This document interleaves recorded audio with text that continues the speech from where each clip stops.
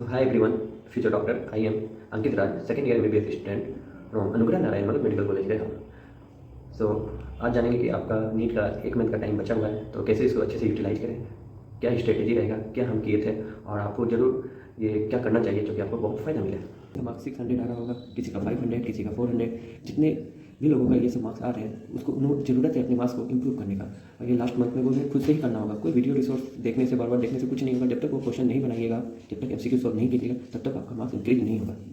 ये मंथ में सबसे ज़्यादा आपको रिविजन और PYQ सॉल्व करने से ही फायदा होगा। जितना ज़्यादा आप PYQ सॉल्व कीजिएगा उतना ज़्यादा आपके मार्क्स इंक्रीज होंगे। ये बात हमेशा याद रखिए। रिवीजन भी आपको उतना ही फायदा देगा।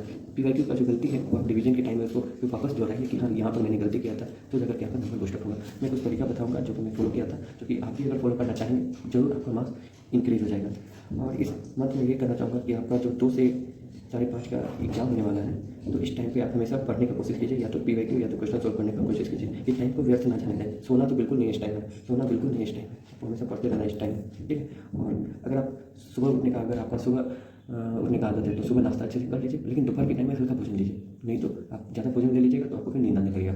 और 2 से 5:30 में आपको इसी पर फोकस करना है। आप मेडिटेशन अगर करना चाहते हैं तो मेडिटेशन कर सकते हैं, ये आपको बहुत हेल्प करेगा। और इस चीज़ में आप इतने अच्छे से प्रिपरेशन करें कि मतलब जब आप एग्जाम सेंटर से बाहर निकलेगा तो आपके अंदर वो सेटिस्फैक्शन होना चाहिए। आपके पेरेंट्स जो बाहर खड़े होंगे वो आपके चेहरे पर मुस्कान देखेंगे एक तरीके से। आपको वो सेटिस्फैक्शन इस 1 महीने को यूटिलाइज करने के बाद ही पता चलेगा वो क्या सेटिस्फैक्शन होगा। आपको तभी लग जाएगा कि हाँ आपको गवर्नमेंट मेडिकल कॉलेज मिलेगा या नहीं। क्योंकि इस बार भी 25 लाख स्टूडेंट अभी तक ने फॉर्म भरा है, तो कटअप कहीं ना कहीं बहुत बढ़ने वाला है। क्वेश्चन ईजी है या हार्ड है, तो आपको फोकस करना है अपने ऊपर। आप मार्क्स कैसे बढ़ेगा, ये मार्क्स कोई वीडियो लेक्चर देखने से नहीं बढ़ेगा। वीडियो लेक्चर जो आप पब्लिक सेक्शन में वहाँ देख के बढ़ा सकते हैं, लेकिन सबसे ज़्यादा मार्क्स बढ़ने का तरीका यही है कि आप खुद से मेहनत कीजिए, PYQ बनाइए, MCQ सॉल्व कीजिए और रिविजन कीजिए। हम बताते हैं कि बायो, फिजिक्स और केमिस्ट्री में किस तरीके से आप अप्रोच कीजिएगा। तो अच्छा ही है, रिविजन और PYQ तो करना ही है, हमेशा डेली करना है रिविजन और PYQ के लिए देखिए आप ये कर सकते हैं कि जैसे फुल सिलेबस का क्वेश्चन तो अभी 100 क्वेश्चन का आता है। किसी भी एक फुल सिलेबस पेपर उठाइए, उसमें 100 क्वेश्चन है, तो आप 2 सेशन निकालिए, दिन का 2 सेशन निकालिए, जिसमें से कि आप 100 क्वेश्चन सॉल्व कीजिए और 100 क्वेश्चन सॉल्व कीजिए। और इससे आपको फायदा क्या होगा, तो इससे कुछ क्वेश्चन आपके सही होंगे, कुछ गलत होंगे, कुछ नहीं आता होगा, या तो फिर कुछ तुक्का लग के आपका सही हो जाएगा। तो आपको करना क्या है कि जो नहीं आता था इसको तो आप अपने NCERT में तो स्टार मार्क लगाइए कि कहाँ पर जो नहीं आता था, जहाँ पे मैंने गलती किया था, जो गलती था और जो नहीं आता था उसको भी आप स्टार मार्क लगाइएगा। जो गलती से सही हुआ था उसको भी लगाना है। हम क्या किए थे कि बुक एक कॉपी ले लिए थे, ठीक है, एक नोटबुक ले लिए थे न्यू, उसमें 2 पार्ट में इसको डिवाइड कर दिए थे, 11 और 12 के नाम से। 11 में भी हम जूलॉजी लिख लिए थे और बॉटनी लिख लिए थे। इधर भी जूलॉजी और इधर बॉटनी लिख लिए थे। अब जो चैप्टर जो जूलॉजी 11 में था उसका नाम लिख लिए, बॉटनी में था उसका नाम लिख लिए। इसी तरीके से जहाँ जहाँ जो गलती हुआ था उसी गलती को इसमें हम पुट अप करने लगे कि यहाँ पर मैंने इस पेपर में गलती किया था, यहाँ पर भी मैंने लास्ट पेपर में गलती किया था। आप यकीन मानिए 5 दिन आप अगर ऐसा कीजिएगा, 5 दिन अगर आप 2 सेशन वाला क्वेश्चन बना लीजिएगा, तो आपको ये जो क्वेश्चन है रिपीट होने लगेगा और आपका मार्क्स जरूर इंक्रीज होगा। 5 दिन में आपको रिजल्ट दिख जाएगा। अगर आप 100 क्वेश्चन डेली, 100 नहीं 200 क्वेश्चन डेली अगर आप ये कर रहे हैं, इसमें टाइम ज़्यादा नहीं लगेगा, 1 से 2 घंटे, 1 से 1.5 घंटा। अगर आप अच्छे से सब चीज़ किए हैं 1 से 1.5 घंटा लगेगा। अगर स्टार्टिंग में 3 घंटा भी लग रहा है तो कोई बात नहीं है। तो आप ये लीजिएगा, बायो के लिए ये सबसे बेस्ट है। इससे आपको पता चलेगा कौन सा चैप्टर में आप वीक है, इसी को आप रिवीजन कीजिए। रिवीजन में आपको डेली 2 से 3 चैप्टर, मिनिमम 2 चैप्टर आप रिवीजन के लिए रखिए। 3 भी आप रख सकते हैं अगर आपके पास टाइम घट रहा है, बढ़ रहा है तो 2 तो रखना ही है, और नहीं तो 3 रख सकते हैं। इससे आपको बहुत फ़ायदा होगा। ये गलती वाला नोटबुक एक तरीके से आप जरूर बनाइएगा। गलती वाला नोटबुक में 5 दिन में आपको ये जो क्वेश्चन जो गलती हो रहा है वो आपको रिपीट होने लगेगा और फिर दोबारा फिर गलती नहीं होने का चांस बढ़ जाता है, ठीक है। और क्वेश्चन कहाँ से आप लीजिएगा, तो देखिए क्वेश्चन आप जिस इंस्टीट्यूट में होंगे वहाँ से, नहीं तो ऑनलाइन तो इतने सारे रिसोर्स हैं। टेलीग्राम पे जाइएगा, किसी भी अच्छे इंस्टीट्यूट का डालिएगा नाम, तो उसके थ्रू बहुत सारे पेपर आ जाएंगे। लास्ट ईयर के भी पेपर आप सॉल्व करना चाहेंगे, लेकिन जो क्वेश्चन नहीं आया था, जो चैप्टर डिलीट हो चुका है, वो चैप्टर को आप फोकस मत कीजिएगा। क्योंकि सारे इंस्टीट्यूट में भी आजकल देखने को मिला है कि कोई वो क्वेश्चन नहीं दे रहे हैं। जेईई मेन का भी जो एग्जाम हुआ था उसमें भी जो डिलीटेड क्वेश्चन थे वो नहीं आ रहे, तो आप लोग का भी नहीं आएगा। तो बायो में आपको ये करना है, रिवीजन और PYQ। बात करते हैं केमिस्ट्री की।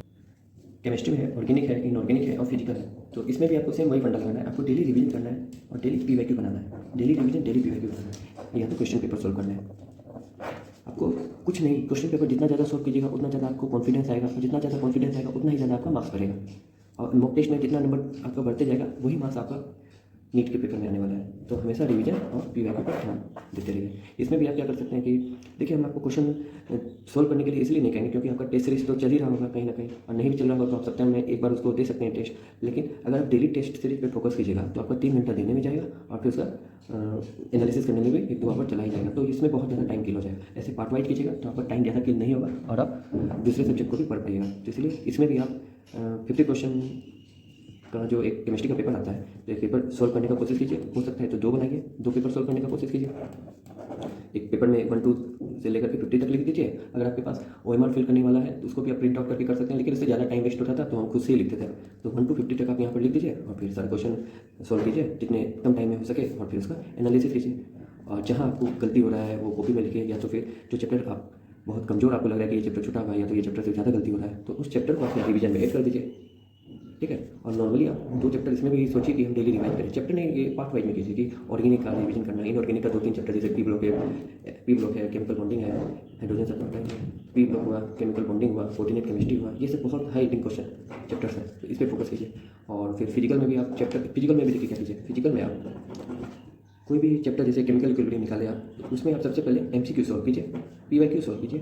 सारा PYQ जब आप सॉल्व कर दीजिएगा 2000 जब से नीट हो रहा है 2013 से या 16 से, तब से लेकर के अभी 23 तक का सारा PYQ सॉल्व कीजिए। उसके बाद उस चैप्टर को आप एक बार गो थ्रू हो जाइए, रिवाइज कर लीजिए, थ्योरी पढ़ लीजिए इसका, आपको सारा कुछ समझ में आ जाएगा। इससे आपका रिवीजन भी हो जाएगा और PYQ भी बन जाएगा। विदाउट सिर्फ रिवीजन करते रहिएगा, PYQ नहीं बनाएगा तो कोई फायदा नहीं है। हमेशा PYQ बनाइए, क्वेश्चन बनाइए। चैप्टर पढ़ने से कुछ नहीं होगा जब तक आप PYQ पर फोकस नहीं कीजिएगा, या तो क्वेश्चन पेपर जो कि मॉक टेस्ट में आ रहा है उसको फोकस नहीं कीजिएगा।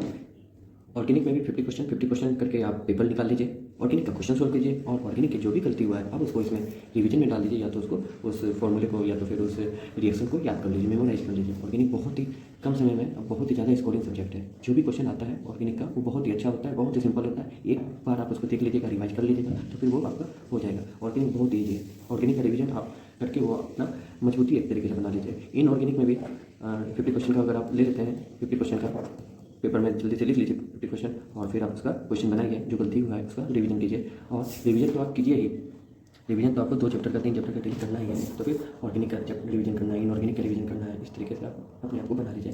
फिर बात करते हैं फिजिक्स का। फिजिक्स बहुत ही ज़रूरी है। अगर आप बायो में बहुत अच्छा कर रहे हैं तो आप 350 मान के चलते हैं आप स्कोर कर लेंगे, केमिस्ट्री में 150 स्कोर कर लीजिएगा, तो ये मार्क्स टोटल 600 नहीं 500 ही हो रहा है, ठीक है। आप बेटर कीजिए, 360 लाइए, इसमें 150 160 लाइए, लेकिन एक अप्रोक्सीमेट बता रहे हैं कि 350 150 लाने के बाद भी आप सिर्फ 500 तक पहुंच पाएंगे। तो फिजिक्स में आपको 100 प्लस लाना ही होगा, तब जाकर के आपका 600 प्लस होगा। तो फिजिक्स आप रिवाइज करते रहिए। फिजिक्स का रिवीजन का भी सेम वही तरीका है, जितना ज़्यादा PYQ क्वेश्चन बनाइएगा उतना ज़्यादा फायदा होगा।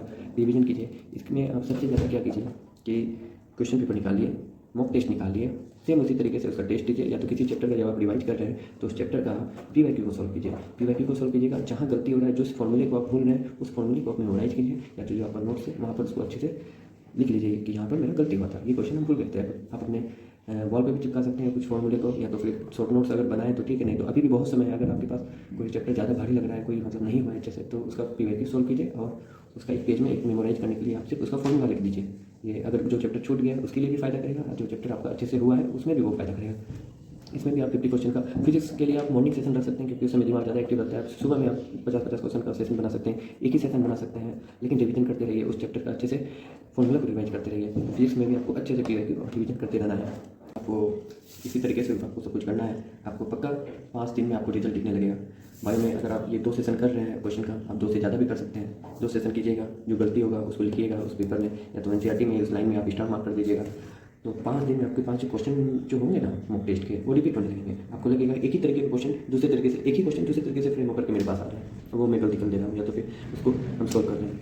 5 दिन में आप ये ट्राई कीजिए, आपको जरूर आपका मार्क्स बढ़ेगा। बायो में तो जरूर ही बढ़ेगा। इस तरीके से कीजिएगा तो 100 क्वेश्चन के सेशन बना दीजिए। फिर केमिस्ट्री में भी आप ऑर्गेनिक में ऐसे ही कीजिए। फिजिकल में आप MCQ बनाइए, फिर MCQ में जो गलती हुआ था उसका चैप्टर रिवाइज कीजिए। ऑर्गेनिक में भी इसी तरीके से कीजिए। इनऑर्गेनिक में अच्छा चैप्टर जो है पी ब्लॉक है, केमिकल बॉन्डिंग है। पी ब्लॉक से तो बहुत ज़्यादा क्वेश्चन आएगा, केमिकल बॉन्डिंग हो गया, कोऑर्डिनेट हो गया, ये सबसे बहुत ज़्यादा क्वेश्चन रहता है। तो इसमें आप MCQ बना करके जो गलती हो रहा है उसके बाद इसका रिवीजन कीजिए, आपको बहुत अच्छा लगेगा। और फिजिक्स में कॉन्फिडेंस तभी आएगा जब आप क्वेश्चन बनाइएगा तभी कॉन्फिडेंस आएगा। मॉक टेस्ट में नंबर आएगा, जितना मॉक टेस्ट में कोशिश कीजिए ज़्यादा नंबर लाने का। जो चैप्टर नहीं पढ़े हैं उसको अभी आप पढ़ लीजिए, क्योंकि अभी टाइम है, स्टार्टिंग के दिन है अभी मंथ के, तो आपके पास टाइम है, जल्दी से उसको खत्म कर लीजिए और सारा फोकस रिवीजन पर कर दीजिए। तो आई होप आपको बहुत फ़ायदा मिलेगा इससे। 5 दिन आप इस तरीके से कीजिए, आपको अगर फ़ायदा मिले तो ज़रूर हमको बताइए। और थैंक यू।